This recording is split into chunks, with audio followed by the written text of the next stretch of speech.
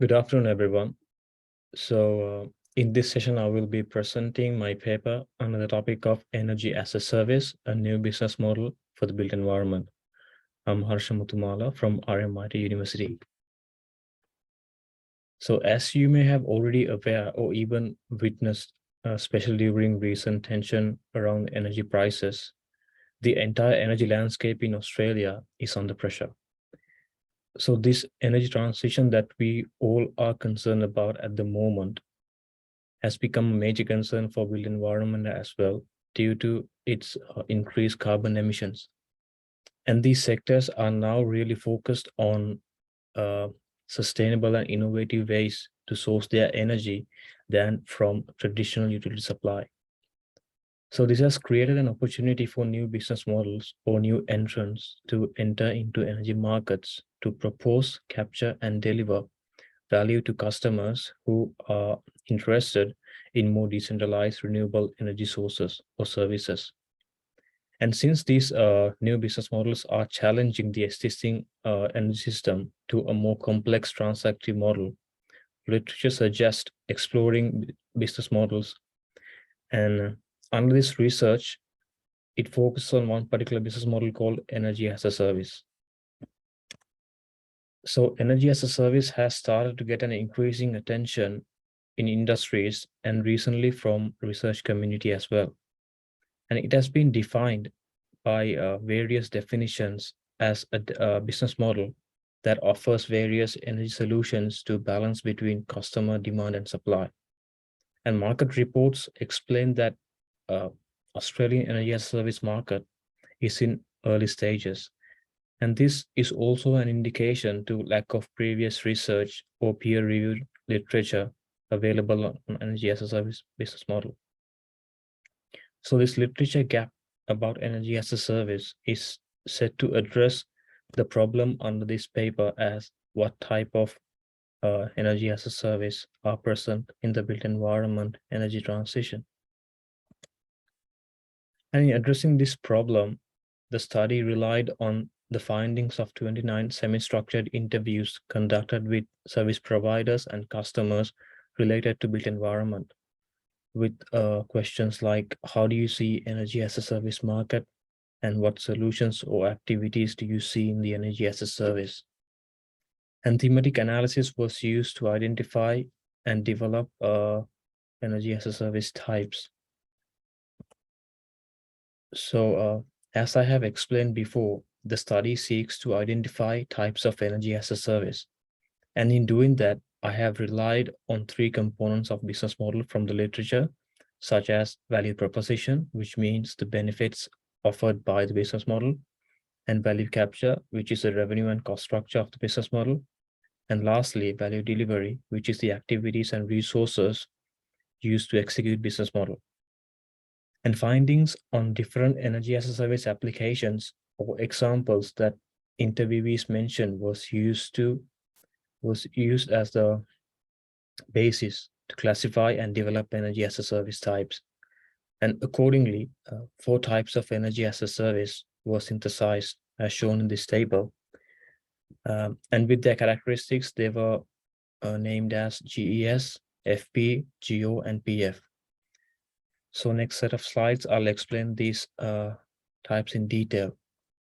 And in doing that, I have added a diagram to explain the structure of the type and a sample quote for each sub-theme that guided me to develop these types. Right, so coming back to type 1 of energy as a service, green energy supplier. As shown in this slide, the green energy supplier or GES is a solution that provides energy supply with green decentralized energy sources. GES is similar to traditional utility supply and bills based on kilowatt-hour unit consumption, but with a focus on renewables. A common GES example was solar power purchase agreements, and common value proposition for GES is that there is access to renewable energy and also reduction in energy cost. A revenue and cost model under GES includes service payments consisting with capital and operational charges. And in executing GES, a potential opportunity is identified with existing energy consumption data via sales and marketing team. And other activities involved analysis of different consumption scenarios and executing service contracts. So for this, strategic customer and supply relationships was found as important in value delivery of GES. So second, energy as a service type, functionality provider, or FP, is a solution that involves service provider offering functionality of energy assets as a service to deliver energy outcomes such as efficiency or warmth. And this was found to be a less common market in Australia than GES. However, a little demand in commercial and also in some parts of residential market was found, with value propositions of differing capital expenditure and accessing to energy efficient systems. Common applications of FP are energy service agreements, lighting as a service, cooling or heating as a service. And similar to GES, these FP applications also follows a similar revenue and cost model with monthly service payments.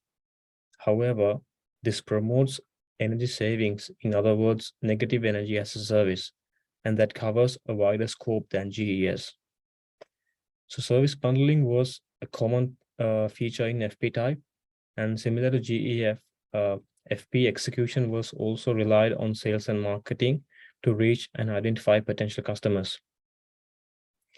In FP type, establishing functionality levels considered the energy consumption profile and characteristics of the building. And development of this type is dependent on high energy prices and lower financial rates for service providers. So the third, energy as a service type, grid optimizer or GO, as shown in this diagram, features displacing energy from one market segment, such as residential or commercial building, as vendors, and offering the reduction of energy flexibility as a service to another customer segment, such as a system operators. And geo value proposition included increased renewable energy adoption and modified energy generation for grid stability as well. A common application of this type is virtual power plants, where geo acts as a messenger between generation and customers. And in revenue and cost model, customers as vendors benefit from direct payments from GO for flexibility offered, while the service provider captures the value with payments from system operator. And in executing this type, GO examines the customer potential to provide flexibility depending on the customer's availability. Therefore, communication between vendors and customers is important in GO value delivery. And also, advanced IT resources are used to aggregate flexibility resources in this type. The fourth and final energy as a service type is a solution that involves energy sharing between prosumers. So the main market that's unlocked here is between customers who can more cost effectively trade power than their utility. And value proposition under PF promotes renewable energy consumption, economic benefits prosumers over bill credits. So common application of PF includes peer-to-peer energy trading software and control processes. So these are normally backed with Internet of Things and blockchain technology. And revenue and cost model under PF includes aggregating different energy customers and operating the platform, where users need to pay a license fee to get access and services on the platform. In executing this type, sellers list excess energy and also potential buyers search to buy energy from it. So electrical connection between customers or different users is maintained by distribution network. So for these, software and IT capabilities were found as important for this type. So in concluding, this study investigates about types of energy as a service, particularly under energy demand side, taking built environment as a scope. And out of which 4 types identified offers service providers to configure different value propositions For example, energy assets installation versus energy flexibility, and different financial models in value capture. For example, performance or fixed monthly base service payments, and different value delivery options. For example, client side versus supply side. Therefore, although they are presented as four different types, given market conditions of decarbonization, decentralization, and digitalization, these four types are already to some extent converged together and might become even more converged in the future. And what that would essentially mean is that this energy as a service type helps to transition from a system of distinctive components of energy suppliers, distributors, and customers to a group of players involved in energy transport, intermediaries, and energy resources. That concludes my presentation. Thanks for listening.